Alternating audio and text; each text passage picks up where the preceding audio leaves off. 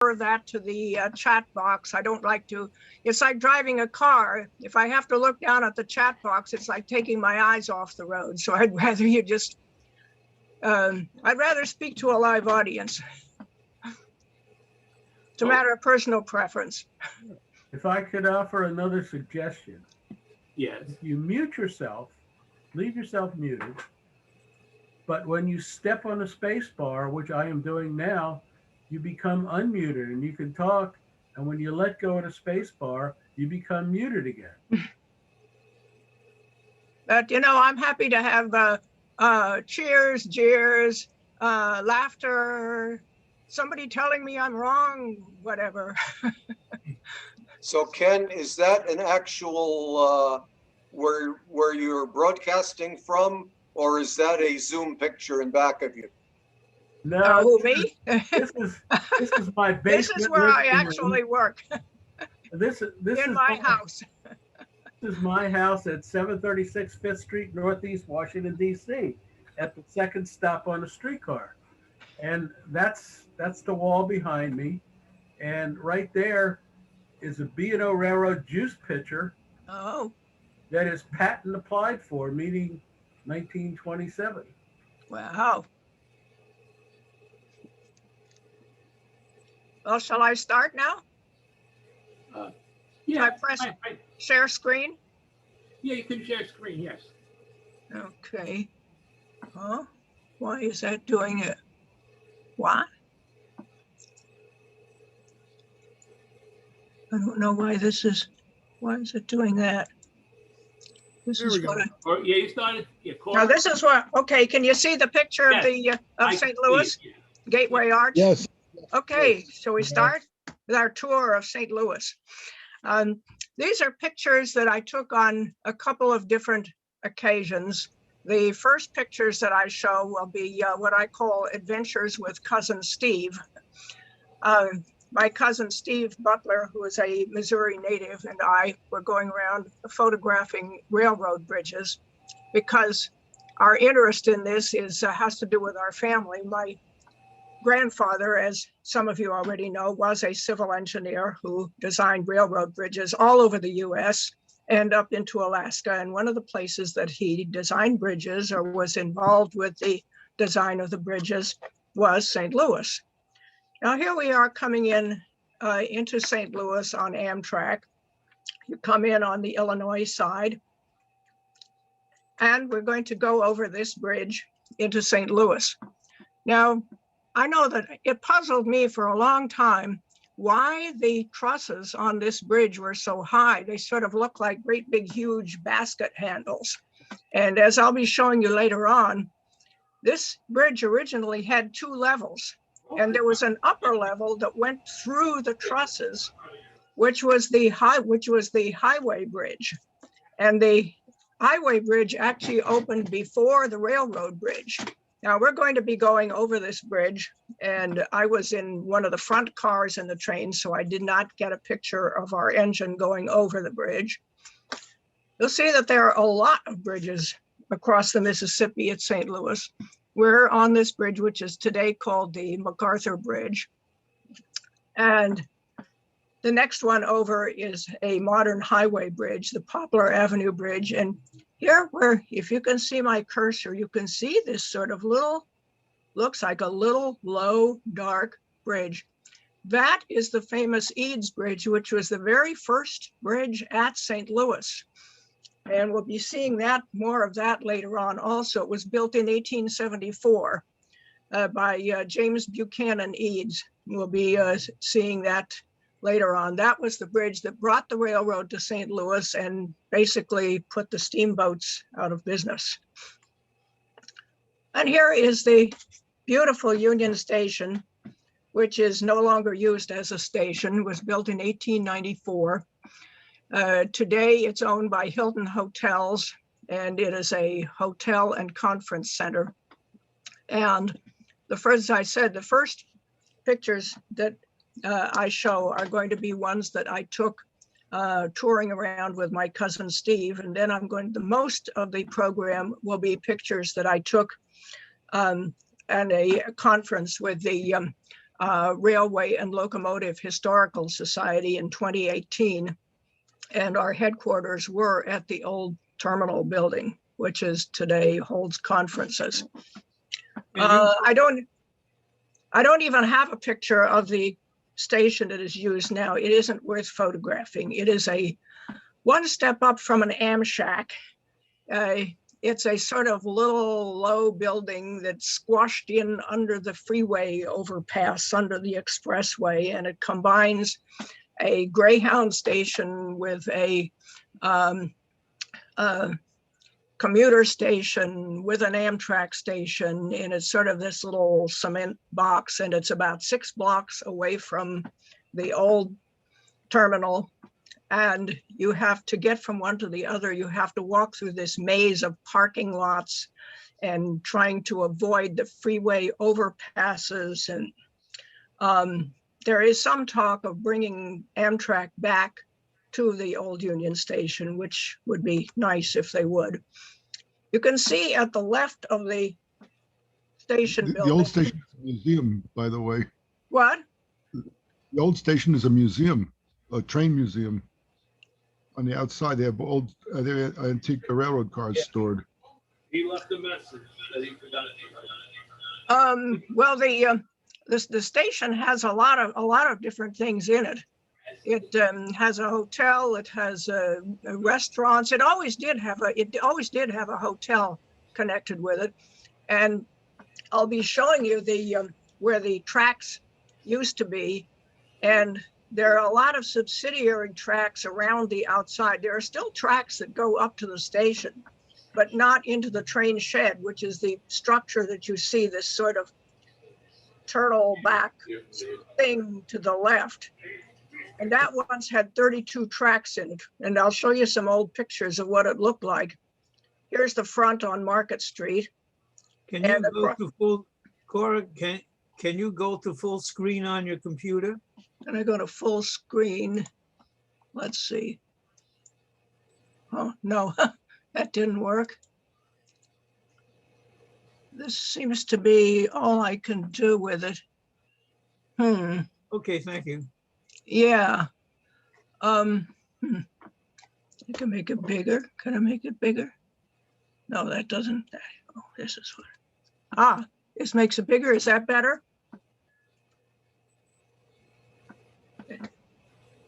It's bigger on my screen. It's bigger on my screen. Is it bigger on yours? Yeah, but you're losing part of the image when you do that.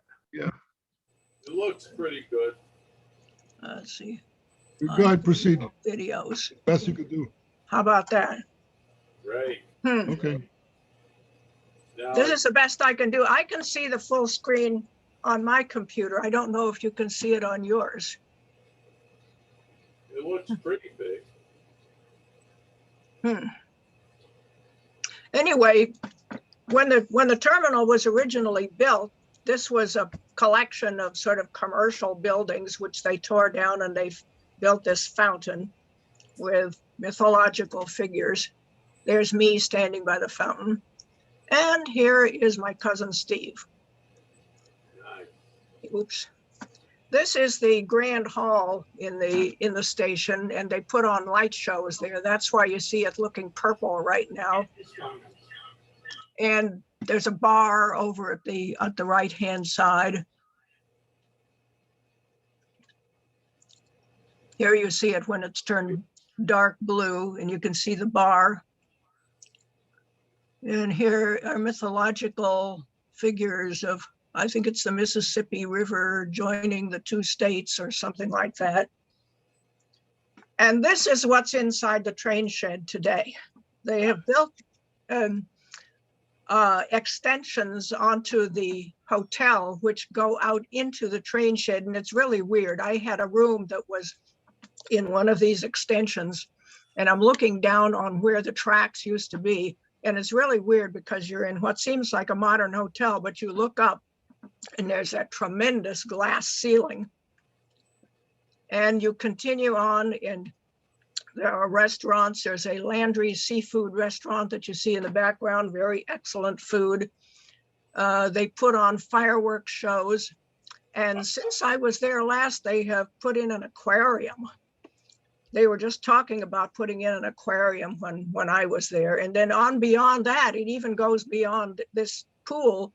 And there's a kind of a storage and area where they truck in supplies. This is what it used to look like. Like a big train shed. Yeah, this huge, the shed is still there. Just they've put these other things inside of it. Here's a train coming out of it.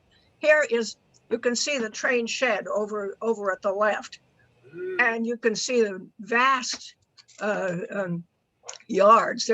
They still have vast yards, but they aren't as close to the station. And a lot of this is expressway, parking lot. You can see where the river is in the background. You can see one of the bridges in the background. Here's the Eads Bridge. This was the first bridge that was ever built. It was very innovative for its time. It is attributed to James Buchanan Eads, but he also had help from another famous in his day engineer named Charles Shaler Smith, who specialized in very innovative solutions. He was the one, another bridge that was designed by Shaler Smith was the hanging bridge in the Royal Gorge of the Arkansas, if you're familiar with that, in Colorado. I know I showed pictures of this one time when I was showing pictures of our NRHS trip in Colorado. And he always came up with innovative solutions. And he was the one who came up with the cantilever idea of building out from both sides so that you didn't have to have any false work in the middle, which would interrupt the shipping traffic. And all of the members, all of the bars on the bridge, here you're looking up, this is all used to be docks where the ships came in. But if you look at the members, they are cylindrical. They're not square beams the way we're used to on a steel bridge. And they were built in such a way that you had interchangeable parts, that if one part went bad, that you could replace it with another. The whole thing was very innovative. And here you can see the pigeons roosting in the stonework. And here is one of the old rings that were used to tie up the ships. This is what it used to look like. This is the St. Louis. This is the St. Louis waterfront. And this was where ships that had a deeper draft would transfer their cargo to ships that had a shallower draft for going up on the other side of the bridge. They put the bridge sort of at the point where the water becomes shallower as you go farther upstream. There are more pictures. There you see the Eads Bridge in the background. Were those coal-fired steamboats? Yes, they would have been coal-fired, yes. And I don't know at what point they changed to oil. Of course, today there's still a lot of traffic on the Mississippi, but it's all barge traffic, which you'll see later on. And here you can see another with the Eads Bridge in the background. This was if you've ever read Mark Twain's Life on the Mississippi, he talks about the loss of the whole ecosystem of the steamboats and the river gamblers and all of that. And he quotes from this poem, "The old sea, as one in tears, comes murmuring with its foamy lips, and knocking at the vacant piers, calls for its long lost multitude of ships." Here you see the Eads Bridge with streetcars going over it. This is from 1921. This is what they did before they built bridges. I like this picture because it shows how they didn't just have car floats. They had train floats. The whole train would, including the locomotive, would go onto the ferry boat, and then come back up. They'd put on the steam and go up the ramp. They would have to go up a ramp to get onto the shore. McKinley Bridge. This is one of the ones that my grandfather either designed or helped design, built in 1910 for the Illinois traction system. My cousin Steve and I climbed up onto the levee and took this picture. Then we went down the other side and took pictures of the substructure. My grandfather was always a specialist in substructure. Building the piers, boring the test holes, and that seems to have been quite common, that you would have one engineer who specialized in the underwater part, the substructure, and another who specialized in the superstructure. Cora, did they have to use caissons and pressurized air and things to build the piers? Trying to think whether they did on this one or not. They did on many of them. Yeah, they would use caissons. Yeah, and sinking the caissons was an interesting thing. I don't know if they did it here, but I know that on the bridges at Memphis, they would make these huge, big mats that were built, that were woven out of willow, because there was always lots of willow trees growing along the riverbank, and they would make these mats. They'd be like 100 feet by 100 feet, float that out into the river, then cut a hole in it, or they would sink it with rocks to make it stay on the river bottom. And this was there in order to keep the caisson as they lowered it. They would cut a hole in the mat and lower the caisson through that, but the willow mat would hold the whole thing in place so that it wouldn't move while they were trying to sink it. Here's a close-up of some of the truss work. And that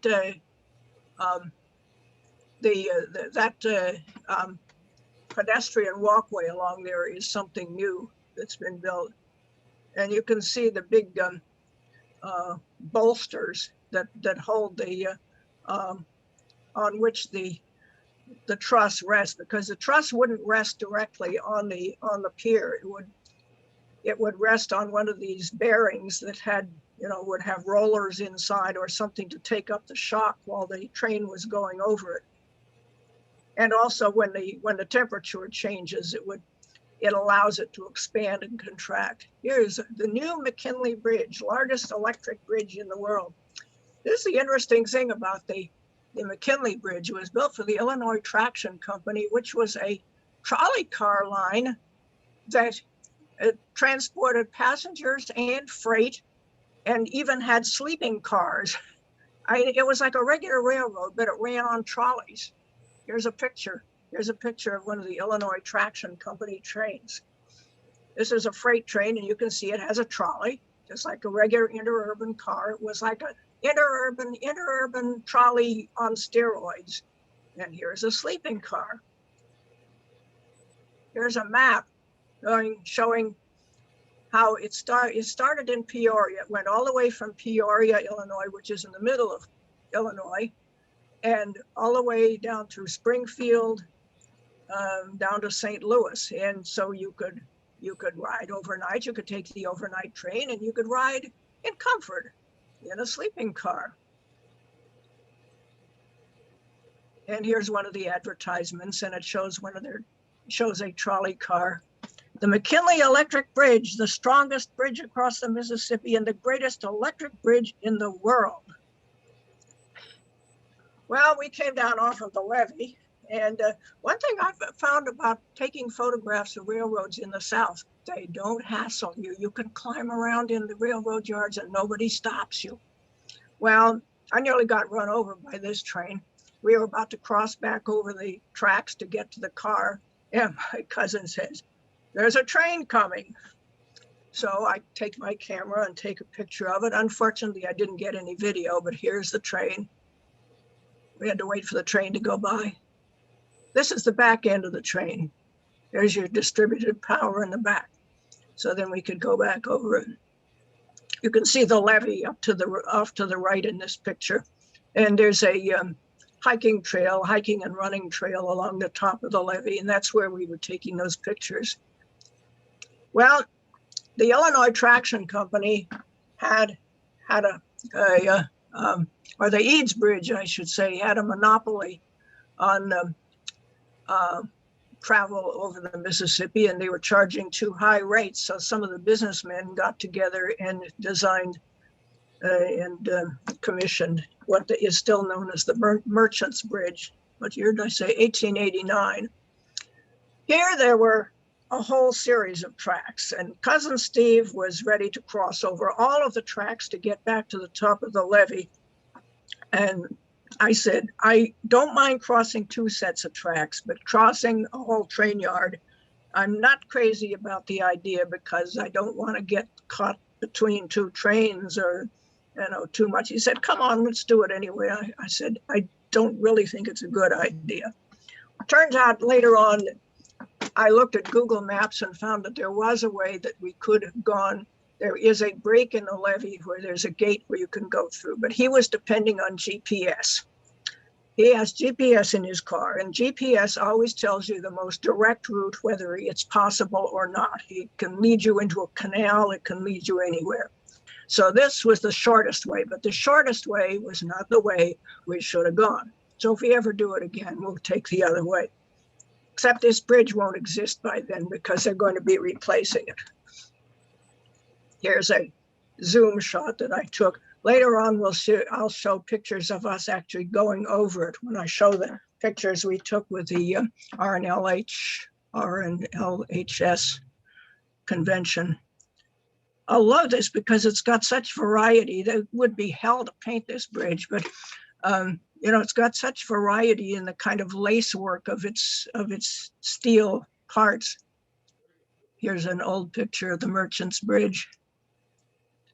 And I didn't get a picture of the head end of the train, unfortunately. I didn't get a picture of the locomotive, but this is a train that had just exited the Merchants Bridge and is coming into St. Louis.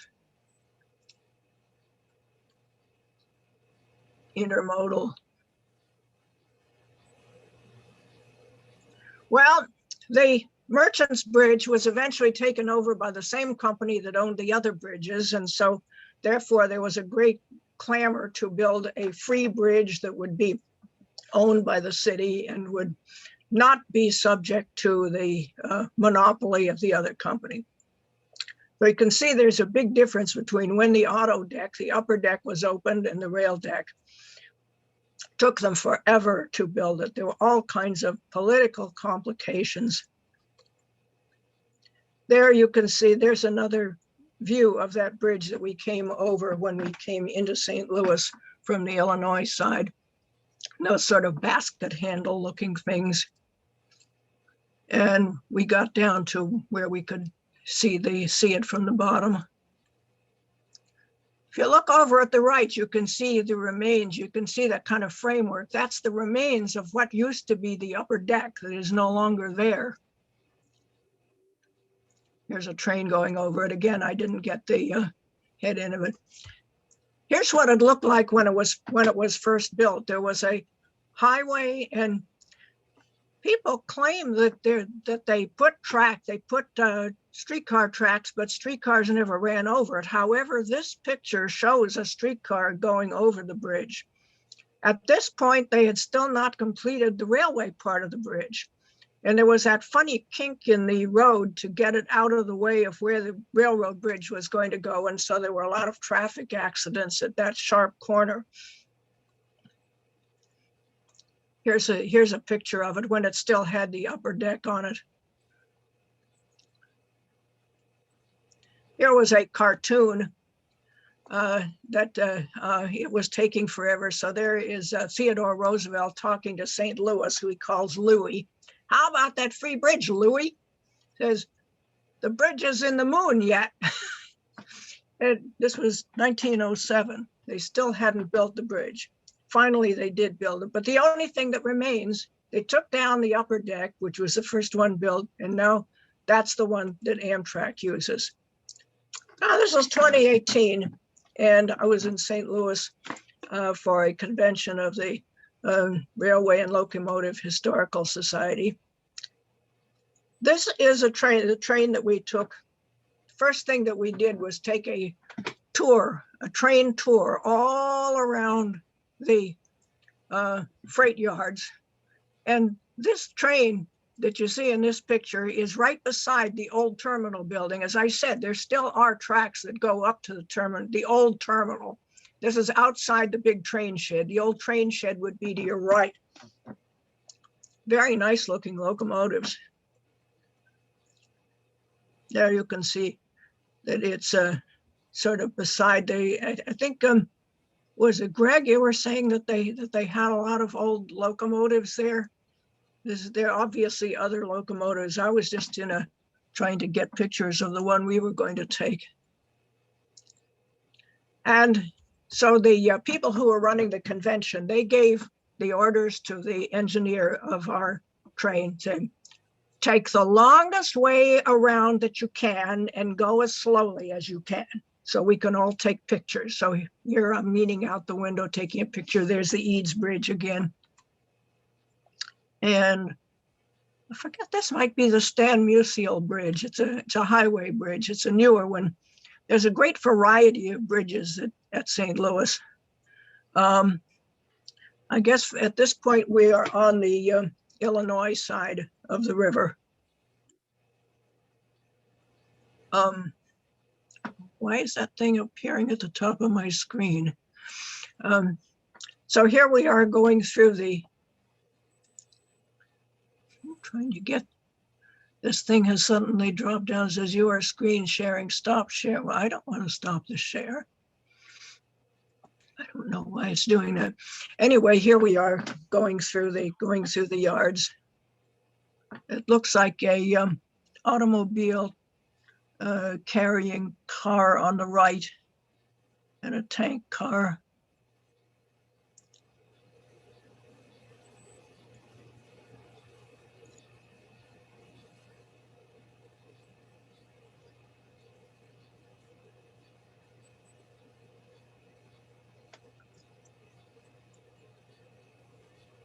Here we are just touring slowly through the yards. Norfolk Southern.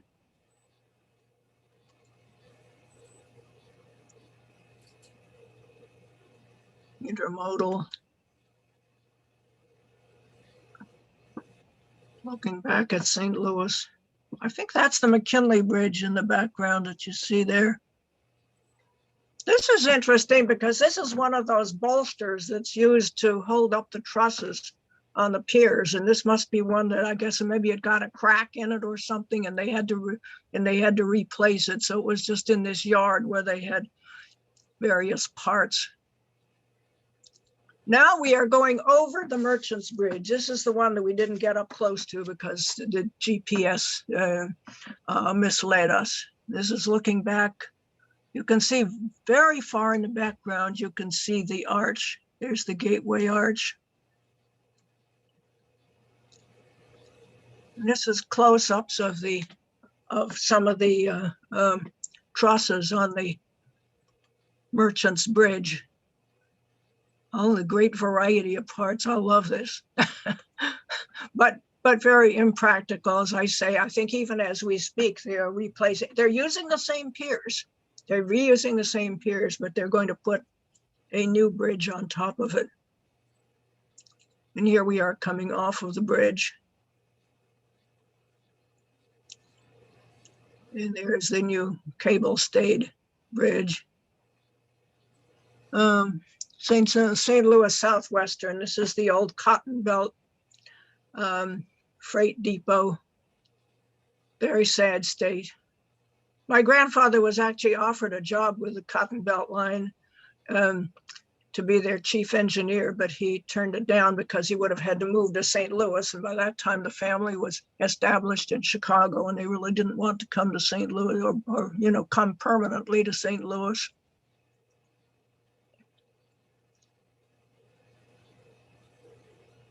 There's the Eads Bridge again.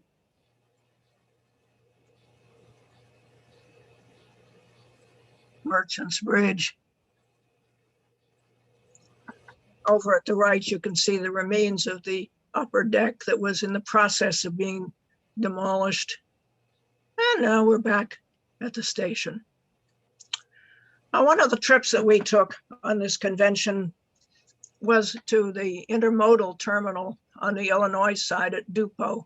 And I wondered about that strange name, Dupont, so I looked it up. And apparently this is a heritage of the French heritage of the St. Louis area, that this was called Prairie du Pont, Prairie of the Bridge. And there was a creek somewhere there that had where there was a bridge. And so this was the Prairie of the Bridge, and then Dupont became Dupont. So there is a town called Dupont, Illinois. And unfortunately, we were not allowed outside of the bus. So this is what they call a windshield tour, where we were just driving around the terminal and watching, but we couldn't actually get out. And here they were getting ready to move one of these containers. So they had the big crane is lifting up the container. And there's the container up in the air, getting ready to, I don't know if they were taking it off of the truck, I think, and putting it somewhere else, but we couldn't get out. So I couldn't get, I would have liked to have gotten video of what they were doing with these. And another trip,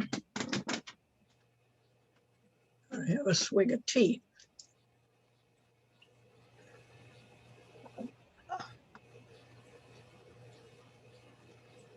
Transportation Museum in Kirkwood, which is right outside of St. Louis.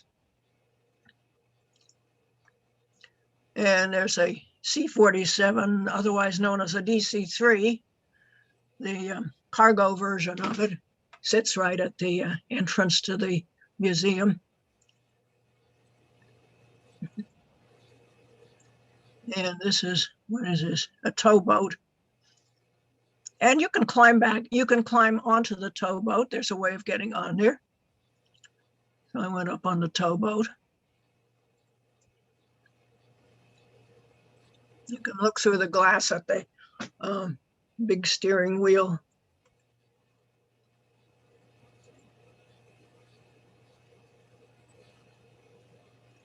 And this is, what is this? And a little switch engine, a little four-wheel switch engine.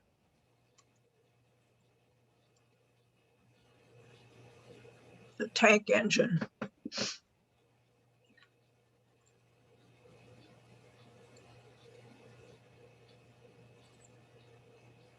And this is, I think, part of a turntable. Yes, it's a turntable.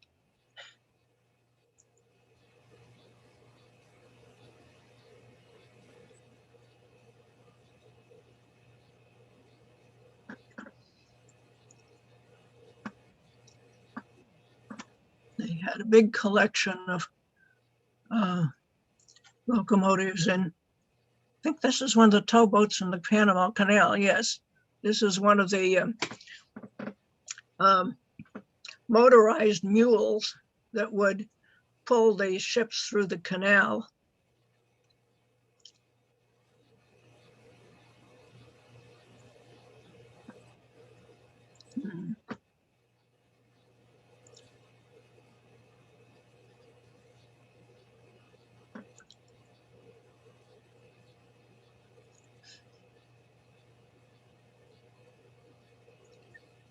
They have a big collection of rolling stock, some of which you can get into and some of which you can only look at. They have a little streetcar. Erie Lackawanna.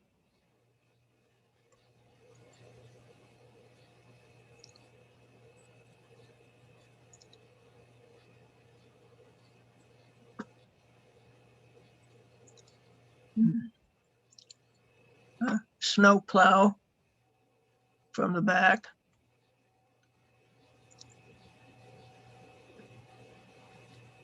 BP.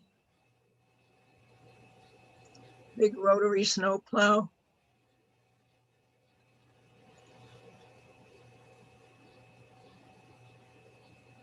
Close up of the snow plow blades.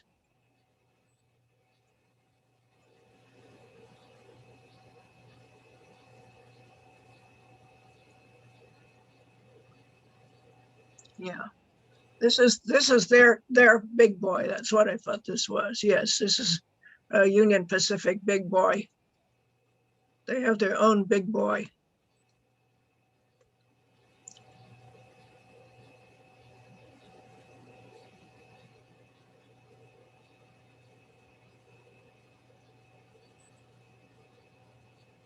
And they have a little museum there. A hand car, a little model of a hand car. And there we are all eating lunch under the trees. And I went up the hill. Behind the museum, there is an actual real railroad. So I went up there and stood on a little bridge, waiting to see what would come along. And lo and behold, a train came along, Union Pacific. Empty coal cars, I believe.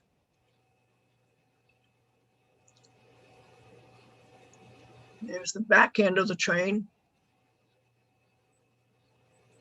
So then I stood there some more to see what would come along. And a little car, little speeder, whatever they call it now. Inspection car. A what? Inspection car. This is Yeah, it's an old- inspection this is the car, Missouri yeah. Pacific main line. Hi, Raymer. Yeah, they used to call them speeders. I don't know what they yeah. It's a little truck on railroad wheels, yeah. And then a train came from the other direction. And here is what replaced the old steamboats. We visited the Melvin Price locks and dams, and again on the Illinois side. You can go up, and there's a observation deck on the top of this, and we could look down at the locks. They have two sets of locks. One is bigger than the other, and that is so that small craft can use the smaller lock without tying up traffic of the big flotillas that use the big lock. Yeah, here it explains how they have the two locks, the main lock, and then they have a smaller one. And we were fortunate enough to watch a flotilla of barges locking through. The tugboat is way down at the end, pushing them through.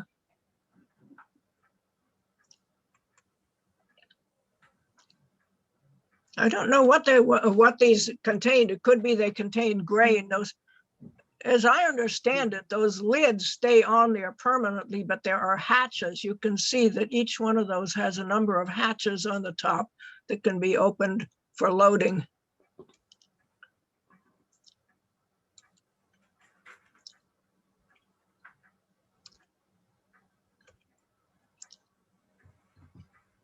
And here's where they're beginning to raise the level. And they're closing the doors of the lock behind the tugboat, and behind that you can see another smaller tugboat that's just pushing two barges in the back.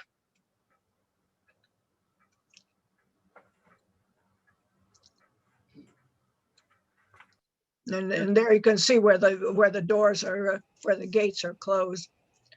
Collectively, it's called a tow, and the boat is called a towboat. Well, I know it's called a tow. Are they called a tow? Even though it pushes, it's called a tow. Yeah, I know. Yeah. So they call, yeah. I was calling it a flotilla. I don't know, because I don't know what the term is. This is a snag boat for removing, logs from the river. Actually, the towboat and barges together are called a tow, T-O-W, Mhm. strangely enough. I worked for the Coast Guard for 38 years. Oh, well, then you know. So, yeah, I was exposed to it anyway. I'm not an expert. But they carry a lot of chemicals, for example, up and down the river. And we have to regulate those safety issues. Mm-hmm. Well, I know one of the things that they had there, and I really flunked the test. They have a simulator where they give you different scenarios where you actually have controls that you can work. And so the scenario that I was doing, I was in a tugboat pushing these barges up the river, trying to go under a bridge and avoid hitting the pier. And that was damn difficult. I almost got it through. And at the last minute, I pushed the control a little bit too far and crashed into the pier. Now, I would have liked to have tried it again. They had different scenarios, but there was a line of people behind me that were waiting to play with it. So I didn't get a second chance. But that was damn difficult. We had a simulator at headquarters, and the first time I tried it, never done this before, there were 3 bridges. Uh-huh. I took out the first 2 bridges, and then I took out the 3rd bridge by the software didn't handle. Once you grounded once you hit the bank, that was over. Oh yeah, game over. Yeah, game over. I took the bridge out by its abutment. I took out the 3 bridges at once. I'd never done it before. What was interesting was when they got the captains and admirals who had commanded Coast Guard ships, this was such a bad bend in the river with 3 bridges in a row Uh-huh. that the captains and admirals took out the bridges. Oh, wow. But nobody ever took out all 3, including one on land. So I hold the record, at least at that point. You worked for the railroad, you'd be fired. Well, fortunately, I was not a pilot or captain of a tow. So, and I would never want to do that. I'm a chemical engineer. I think the And, software is set don't know up anything so about that their you fail business. anyhow. I'm sorry? I think the software is set up to make you fail anyhow. Oh, Well, some people were able to do it properly. I wasn't. Well, then I guess I don't have to feel so bad that I took out the bridge. That's the only reason I said what I said. I took out 3 bridges, including one on land. Yeah. I would have liked to have tried because they had different scenarios, and this was the scenario that I had. But there were a bunch of other people who were waiting to play with it. Yeah, well, I've been reading about these bridges or about these rivers. There's the Mississippi, and then the Ohio and the Missouri, and at least according to Mark Twain, there was only one pilot that was ever qualified to run a steamboat on all 3 of those all 3 of those rivers, because they all have their personalities, and they're all really weird. Well, it's somewhat less weird now that the U.S. Army Corps of Engineers has built levees, which leads to its own problems. But in April, I'm going to be doing a show for the NRHS on Kansas City. So I've been researching the Missouri River, and it was never, maybe the same thing was true of the Mississippi, but the river was never the same 2 days in a row. And in Kansas City, they have that steamship Arabia Museum where they dug up the remains of this steamship that had grounded when the river went a different direction from where it does today. They dug it up out of somebody's soybean field. And there are like dozens of ships that went down in what was then the Missouri River, which has many bends in it that are not the same bends that are in it today. But that's a whole other topic. This is a steamboat whistle. And they have a little aquarium with turtles in it. I guess these are the turtles that are found in that area. Very happy looking turtles.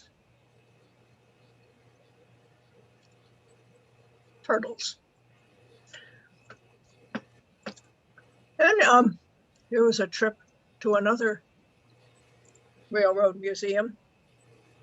And in fact, I think this is going to be the last topic in this presentation. in Monticello, Illinois.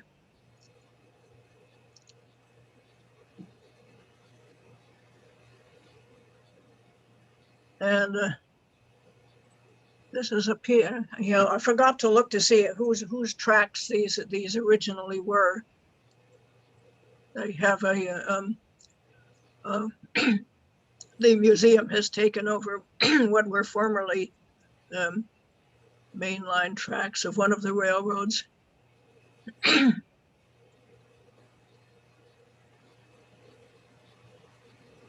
There you can see a disembodied boiler with a firebox attached to it.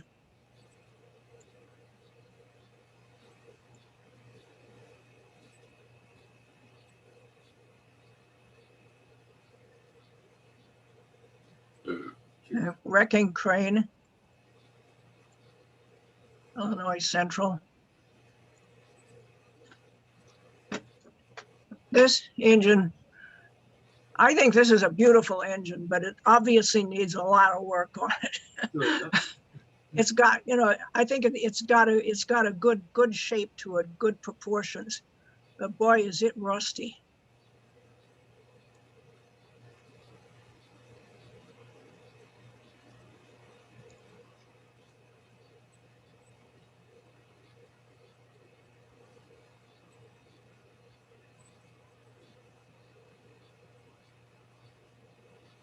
And this is inside one of the little museums, and there's the Y that they used to hand the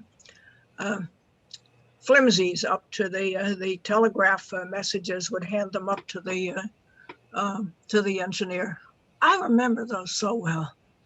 Remember those, and I even had a collection of those flimsies that I had picked up along the side of the railroad, and at some point either I or my mother threw them out because they would just crumple. You know, the engineer would read the orders, just crumple it up and throw it out the window. So you could find them along the railroad tracks.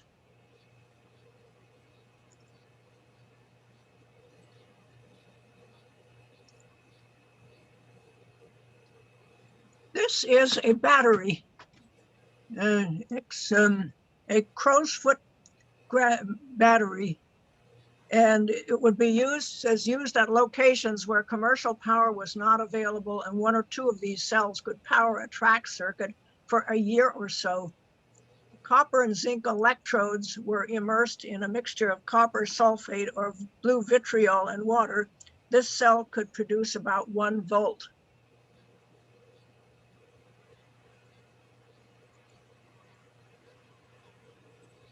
The inside of an old Pullman car. I remember those very well too. A velocipede with like a bicycle with an outrigger on the other track. Yeah, that's one of the things, one of the jobs that my grandfather had was that he was working for the Illinois Central, worked for Illinois Central for 10 years from 1892 to 1902. And one of his jobs would be to inspect all the bridges on all the lines of the Illinois Central. And he would sometimes use these velocipedes. So I took out the velocipede today to go down to 63rd Street to inspect one of the new switches or something. And he would go all the way down from Chicago. He'd go down to New Orleans. He'd go to Cedar City, Iowa. He had to inspect all of the lines as inspecting engineer.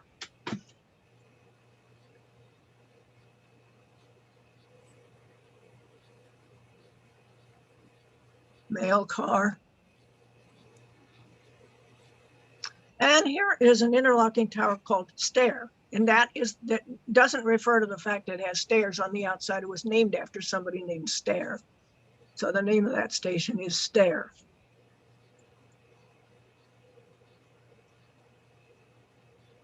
And we were allowed to go up in there and play with the levers.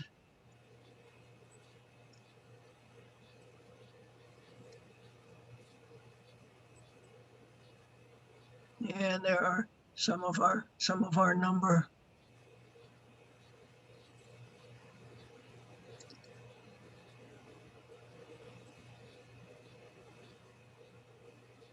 And if you go downstairs, you could see where those levers were on the upper floor, and they connected to rods that went down into the lower level, and those were the ones that were connected to the rods that worked the switches.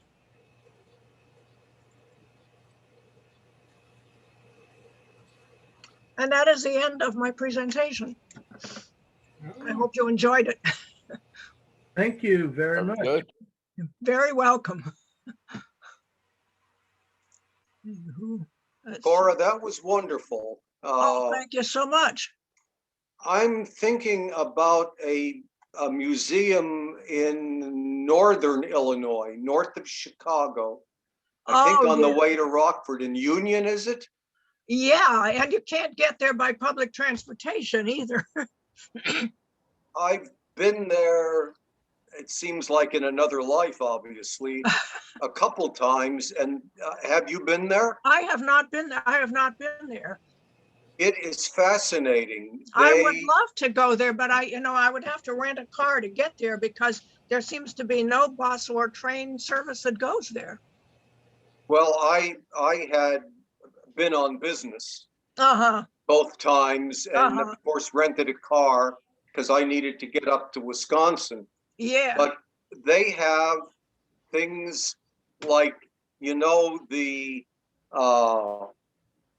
little railroad that ran underneath Chicago in the loop, Oh, where they yeah. made deliveries and stuff. Oh, yeah, originally. yeah.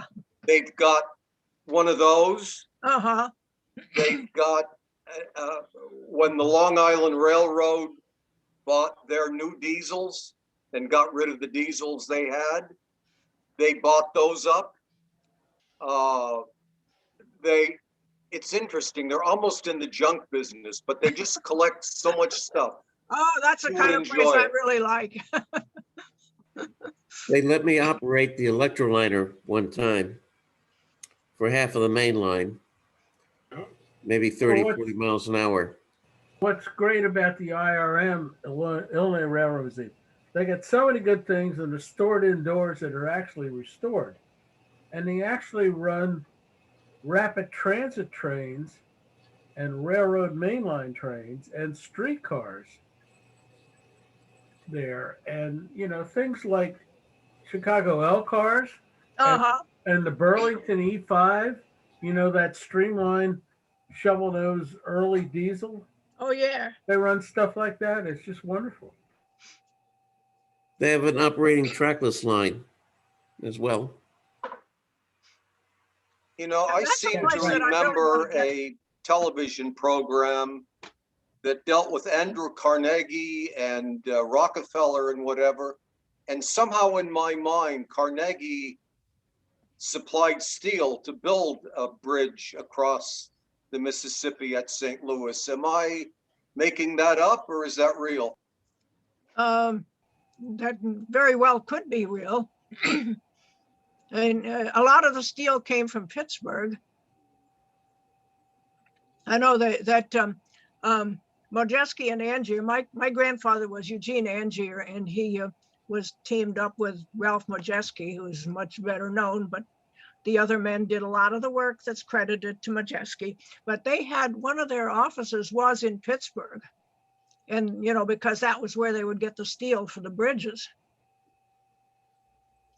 So I haven't looked into that yet. Yeah. One of the places I want to get back to St. Louis, because there's that, I don't know, there's that Barriger Transportation Museum where they have a lot of the papers.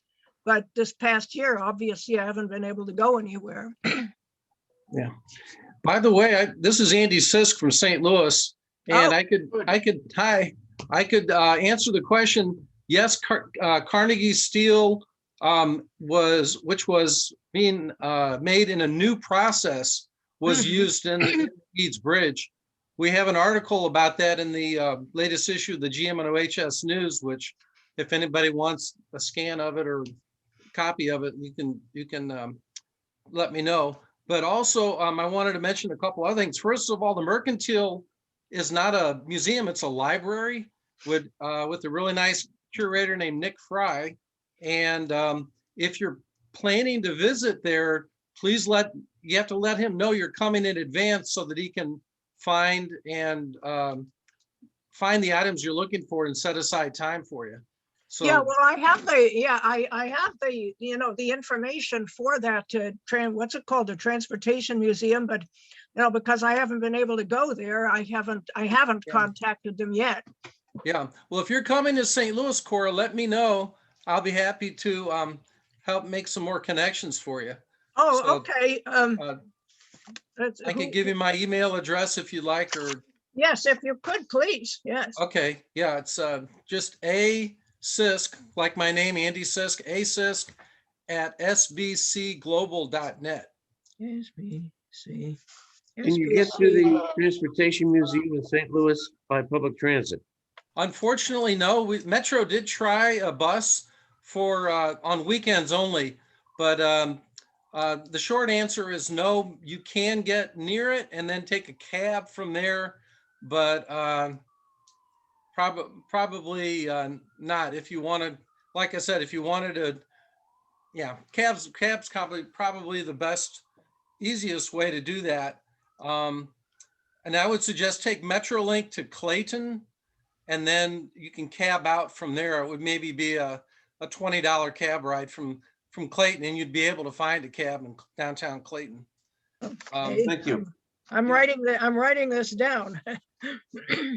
But also another point of clarification, you'd mentioned that the postcard view of the what's now Macarthur, used to be Municipal Bridge, showed streetcars on it.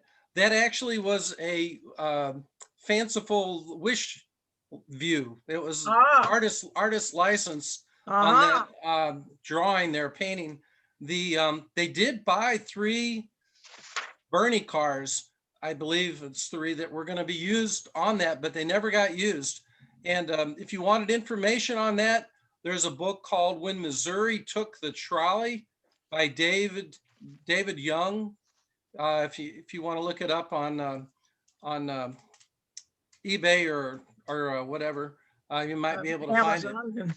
When Missouri Took the Trolley, it's got information on all of the streetcar lines in both ones that were built and ones that weren't in Missouri, and even in East St. Louis too. So it would have about that that Illinois traction system that they used that built the McKinley Bridge. Yes. Yeah, and we actually had commuter trains running electric up to Granite City up until '58, and the PCC streetcars, the world's smallest fleet of PCCs there were 8 of them, double-ended, but and 2 got saved and they're in museums. One in Ohio and one in Connecticut. Well, thank you for clearing that up about the trolleys on the Municipal Bridge, because I know I had heard and read that they never that they put the tracks but never had trolleys, and then I thought, well, I have this postcard that shows pictures of trolleys. Yeah. So that artistic license. Thank you. I'd like to make something known to the membership and all that. This is a very brief announcement. As Mike Video alluded to before, we lost 2 RRE members recently. You probably know Gary Grawl. Yes. He passed away. Oh, I'm so sorry. Yeah. He had a lot of complications or whatever. The long and short of it is he passed away in Nyack. Yeah. As a matter of fact, Andy was supposed to put on last month's show, but he had to visit his father in the facility, so he was unable to, and that's why Steve put on the substitute program, which was Zoom bombed. Yeah, that was the substitute program. And the other person that we lost was former President Warren Smith over in Albuquerque, New Mexico. Warren is interesting because many years ago he was the former president and former trip chairman of the RRE, and he was president at the time that I joined, which is around 80, 81. So if I'd like everybody to just have a moment of silence, please.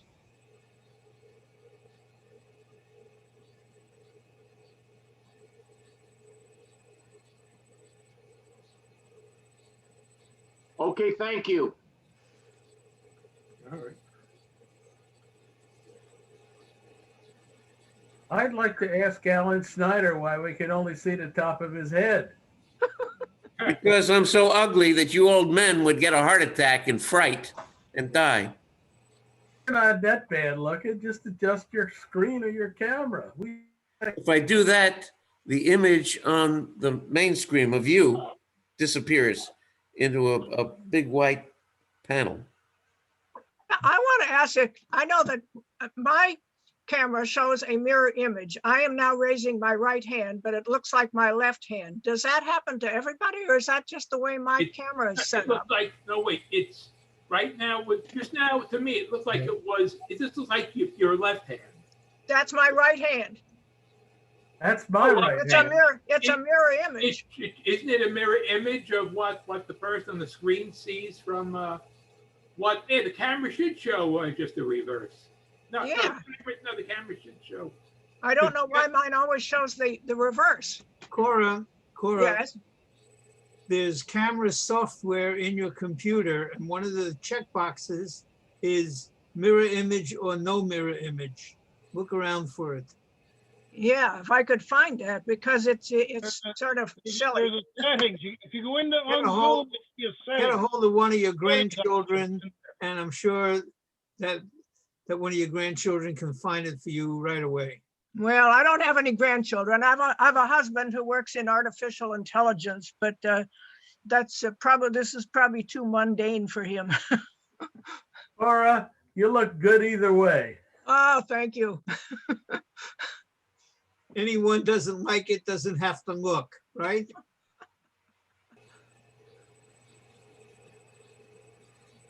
Cora, you mentioned you're doing a show for Kansas City. Did they approach you already about doing it for the NRHS, or who are you gonna do it that for? I'm doing it for the NRHS. Because they're having their very first Zoom meeting tonight. So they're just starting it. No, NRHS is having a Zoom meeting on Monday. Kansas City? New York. Okay, No, I'm doing Kansas City in April for them. that's what I mean, yeah. So maybe you're gonna be their first real show. Huh? No, I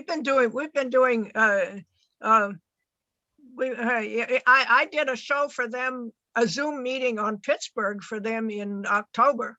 Oh, okay, I'll have to look into that. Yes. Anyway, all I can say, Cora, as far as I'm concerned, I'm stunned about the quality of your show. Yeah, it was really good. I think it might do some Very crap, good like if show. you don't mind. They might get a hold of you somewhere else, okay? Yeah, well, I tried to make it as good as possible. I'm sorry I didn't have any video. I wanted to go back there this past year and get some video, but obviously nobody's going anywhere. We've all been quarantined. Certainly I have. I'm sure the show's not going anywhere. It'll be doing some traveling of its own, I think. Is it going to be on YouTube? Oh, Yeah, yes. it'll be on Zoom, I imagine. At Well, least. first, right now I'm recording it on our Zoom cloud drive, and then once the show is over, I'm not sure how many minutes it takes, or maybe sometime tomorrow when I get to it, I'll then download it first to my computer from the cloud drive, Uh-huh. and then from my hard drive over to the YouTube channel. Because I want to put a link to that YouTube from my website, because one of the pages in my website is about my grandfather and his career. And so the part where I'm talking about St. Louis, I want to put a link to the YouTube presentation. Okay, so you know what else? That's the one that I have up. I have the name of my website up on that last screen that I showed, minervaclassics.com. Okay. It's not just, and that site has a lot of other things. It has classics, music, architecture, a lot of things, but the part that I call Cora Sowa's right-of-way is about railroads. Yep, I must also say, Cora, an excellent show. It brought back a lot of memories of the 2 trips that I made to St. Louis back in the, well, late 1980s, early 1990s, when I actually stayed at Union Station, when that was, it was a hotel back then where they had transformed, just as you showed, the original Union Station train yards. At that point, they had made it into more of a shopping mall. Now it looks like it's kind of a combination of that. They've kind of reimagined it, reinvented it a bit. From what you show, it's quite an entertainment venue. But at that point, the Union Station, the lobby was even more realistic.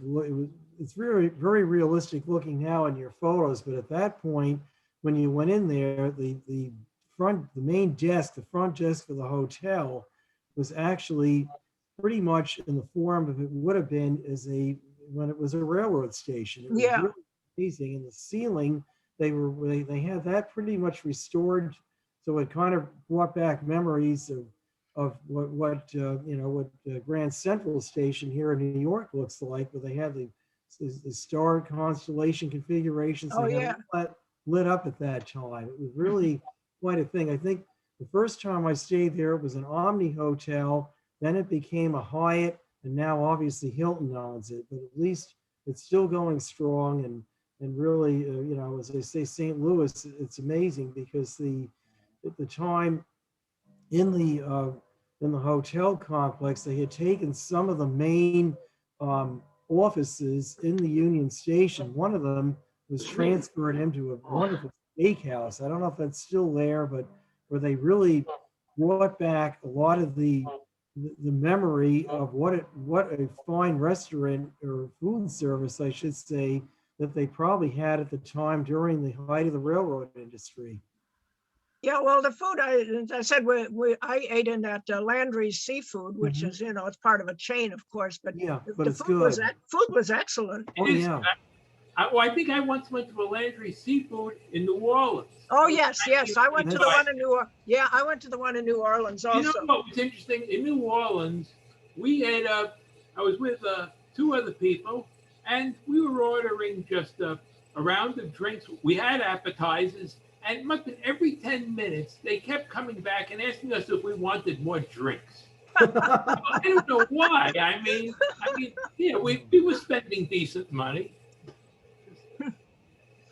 I guess that's how they make their money, is on the drinks. Yeah, I would think. Oh, hi, how you doing? Well, St. Louis Union Station has repackaged themselves as a destination in itself because they have a new and very impressive aquarium. So they have an aquarium. They also have an observation wheel, like a Ferris wheel. Oh, yes. Yes, that was there. I didn't show any pictures of it tonight, but yes, that was there when I was there. Yeah. Yes, Andy, I will agree. I was very impressed with St. Louis when I saw it back in 1988 and 1990 to be exact. And from what I hear, it's every bit as good now, if not even better. You really have a lot to be proud of with what St. Louis has done. Well, when I first saw St. Louis, it was in the 1960s, and I grew up in Los Angeles, and I was going to the East Coast, where I have ended up now. And I stopped over in St. Louis changing trains, and it was in bad shape in the 1960s. They were tearing down parts of it for urban renewal, which didn't work out too well. And I happened to watch a fire in a building where a man got killed, and they brought out the body, and it was a very depressing place. It's very different now from the way it was then. Well, St. Louis is sort of developing into just having certain specific destinations that you want to go to, but unfortunately our streets are not too vibrant for the most part, and wouldn't necessarily recommend carefree walking along. One thing that would be easy to do though is, and worth it, from Union Station, walking down the mall to the new History Museum built under the arch. They've totally revamped the arch, so that's worth doing. And then also, Yeah, I went up in the arch shortly after it was built. Yeah. And there was about a 1 year when the arch was open, or 6 months, and streetcars under their former iteration in St. Louis were operating. We have pictures with PCCs coming down Olive, and in the background, you can see the arch completed. So, which brings up the point that Loop Trolley, which some of you may be aware of, Paul Kafka, I can tell you got a smile on your face. You know where I'm going on this. Loop Trolley is operating, hopefully, this summer. We haven't heard definite dates, but if it does operate at all this summer, it'll probably just be a Thursday, Friday, Saturday, Sunday. So you can go to looptrolley.com and look up and see if they make an announcement on the operation, whether they'll begin again or not. Obviously, they live off of tax receipts, and all of those are quite a bit down. So. Well, I was fortunate that I was touring around, that I was with my cousin Steve, who knows Missouri very well.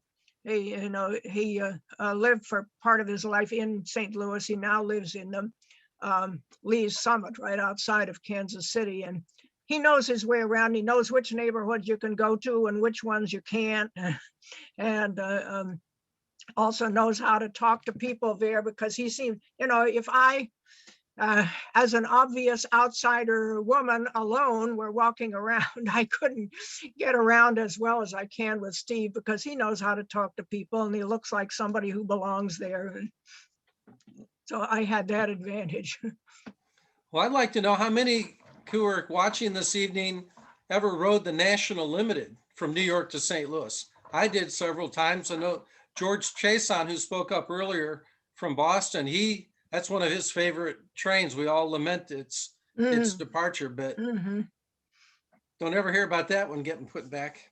No. The tracks on the B&O's National Limited are gone.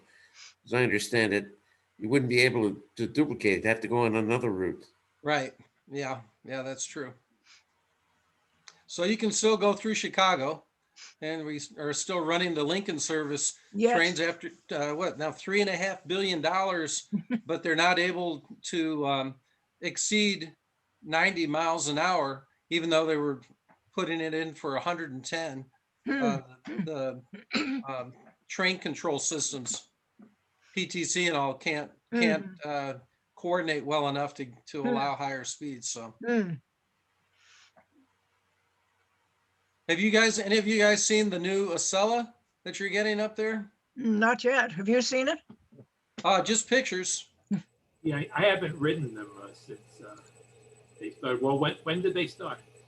I would guess that there'll be some sort of an unveiling on May 1st, 2021, which is 50 years to the day after Amtrak started. I imagine if our president likes Amtrak, that he might actually do something. I last rode, I didn't ride Amtrak. I just rode Metro North. So it's been a while since I was on Amtrak. The project manager for the new Acela is going to be at the Mass Bay RRE meeting in March, if you're interested. He's doing the show. It's a Zoom show. Okay, so it's advertised on the list. Anybody can join in, okay? Okay. Is that the Boston Street Railway? Mass Bay RRE is the organization that's running the show.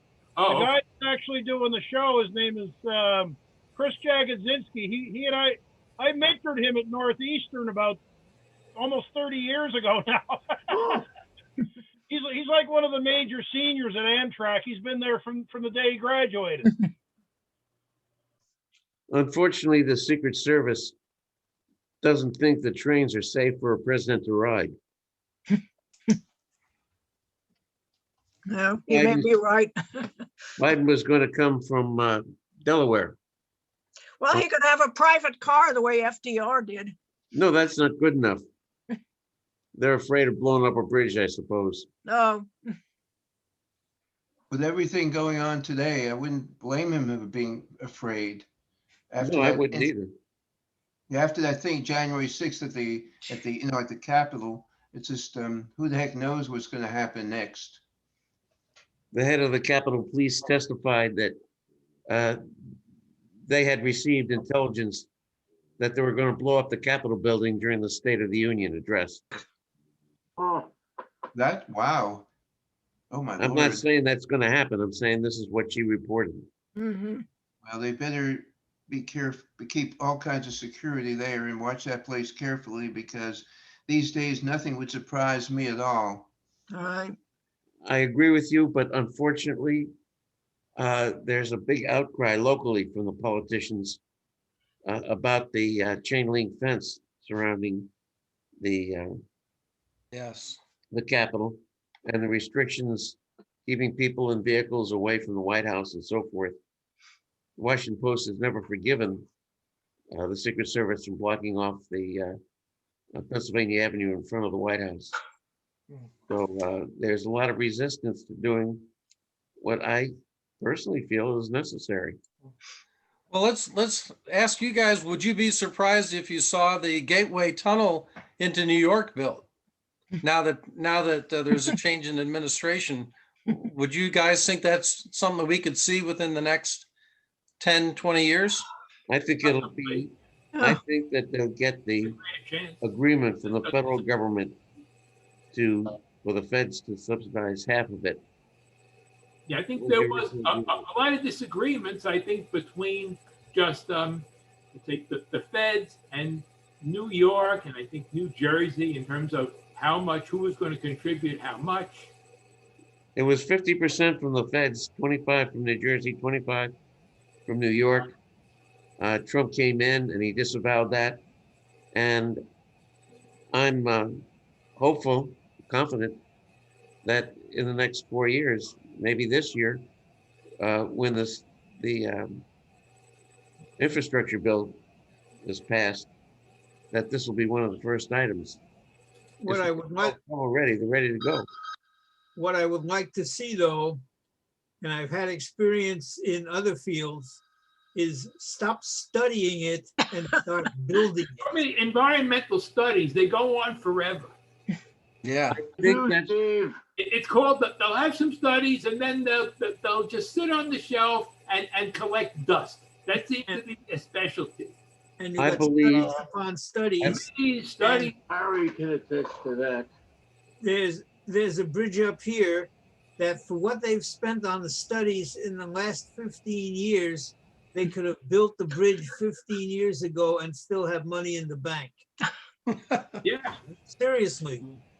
I believe that the preparatory work is pretty much done.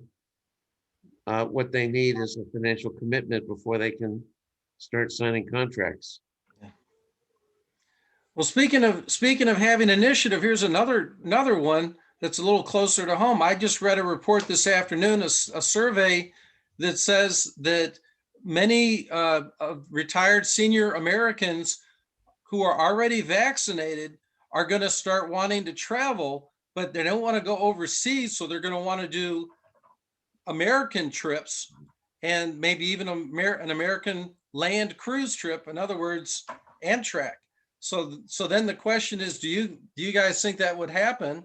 That there'll be a big bump in people wanting to ride trains? And also then would Amtrak be smart enough to put back in the sleeper cars and dining cars that they've got idling so they can handle it? You know, I'm not so sure. The reason for that is because this country doesn't have a lot of density. But as long as you have jet travel, I don't think that people are suddenly going to want to take, let's say, trains long distance, because it would take, because the increased demand might be too temporary to just invest to trying to recreate what we had decades ago before the jet engine age, and then only to have just the demand reverberate to jet travel across the country as before. Look, But a lot of the people that ride the train aren't going from coast to coast. They're just going from point A to point B. I always take the coach. I don't go sleeper. I take the coach. They're college students. Their parents going to visit children going to visit parents. I took it from going to Florida just over a year ago. I took, I think, the Silver Meteor one way and the Silver Star coming back. I mean, for me, but I'm in the minority. Most people would rather fly. If you take 1% of the jet traffic, long distance jet traffic, transfer that to Amtrak, you need more than one train a day, 7 days a week on the long distance trains. A small delta, a small change will really produce a huge amount of rail travel. I think it was the Railroad Passenger Association today that had a small item on its Friday newsletter, electronic newsletter, to this effect. I just skimmed over it, but I think it's reasonable that people who like to go on a boat to Europe instead of going by an airplane would be willing to take a land cruise. That's one of the market areas. Well, the same kind of people that go on those dinner trains. Oh yeah, I mean now I had just microwave meals going to Florida, which it was okay for overnight, maybe a 24-hour train ride or a 28-hour train ride. I'm not sure if it was microwave meals across the country. Up until the lockdown, we would take the Coast Starlight from Portland to San Francisco and back to visit. I rode that once. Twice a year. Wow. And it was always full. Is it still full? I don't know. Let's say pre-COVID-19, was it still full? Pre-COVID-19, it was full. Oh. Okay. Since, well, we've already missed 3 trips. And I don't know when we're going to have another one because they have cut it down to 3 trains a week and cut down all the amenities. And for several reasons, I can't fly. So it's a question of when we can get down there. We usually take a compartment because I don't fit into the coach seat. No, when you have your legs in a brace, you don't fit into an airline seat either. No. Well, if we're going to see a change like Alan suggested is possible, it would require a little bit of marketing from Amtrak on that, and a little bit of change in terms of equipment, like putting more sleepers and diners on so they don't sell out like they have been. But Amtrak pretty much eviscerated its marketing department in employee cutbacks. So they have very few people that could implement the type of promotions with travel agencies and newspapers and so forth that they would need to do. They have a lot to make up. And the only thing I can think of, I saw a headline that the Long Island Railroad is cutting the number of trains and the frequency. It is, because, and the only thing I can think of is my favorite story of the farmer and the horse, where the farmer is sitting by the side of the road and his fellow farmer comes up and says, "Jack, what's the problem?" He said, "Well, I had a horse, it worked very well.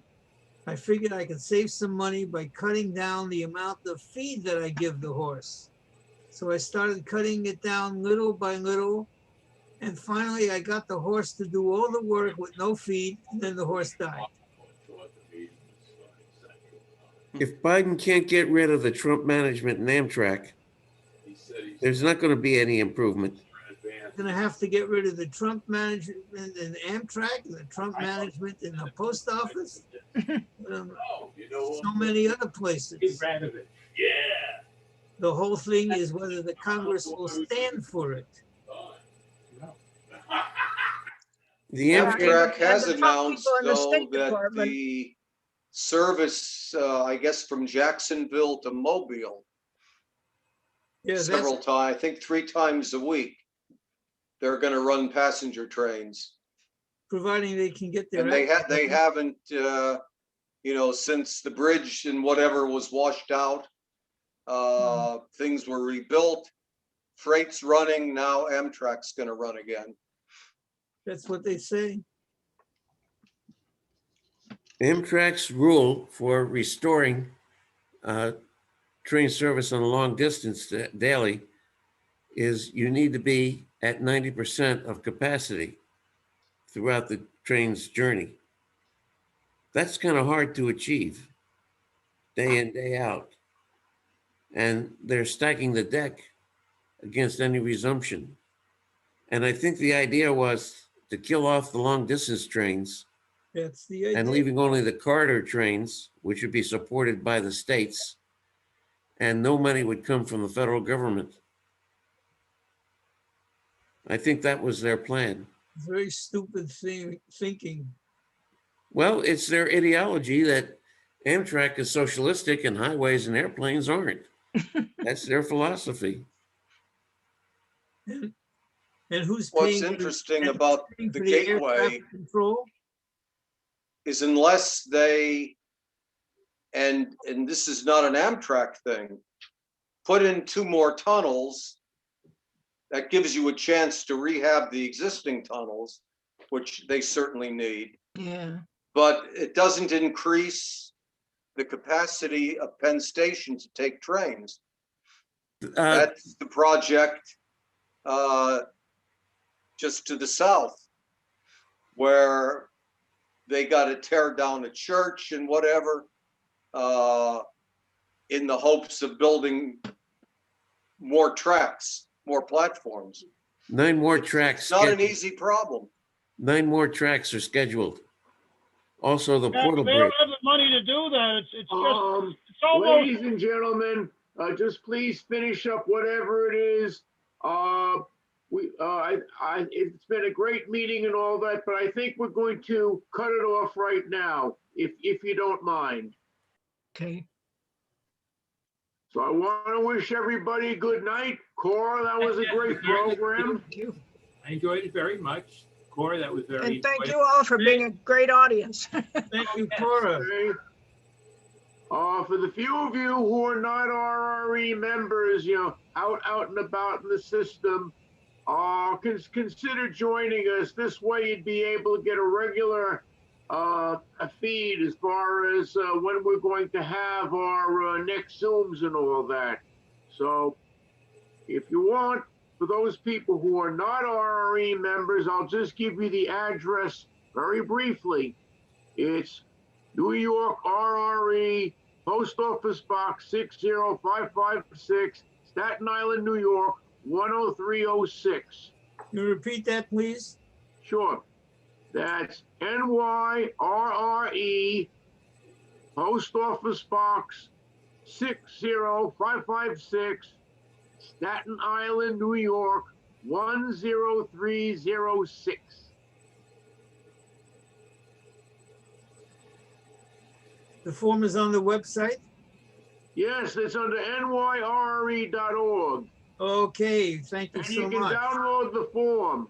We have Thank two you so rates much. of membership. If you like the e-bulletins where you get your bulletin electronically, it's $25.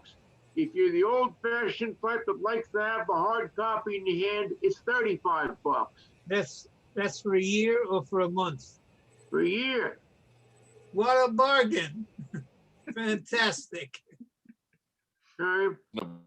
All right, that's my public service announcement. Steve, you or Paul have anything else to say? Oh, no, that's it. It was very successful tonight. We really just got a very good turnout here. one final note, the Rangers are on right now. They're leading 4-1 in the third period. Okay, you want to leave us and you'll join Hold the on, Rangers, hold on, I hold on. guess. Hold on, they're at Madison Square Garden, has their first fans with the game tonight. Live fans tonight, finally. Very good. Hey. That's a sign of progress at last. I think they have 500 out of the whole place. But they're there, they're making all kinds of noise. Hooray. Distancing and all that, I can understand that. Someday we'll get back to normal. Right. Okay.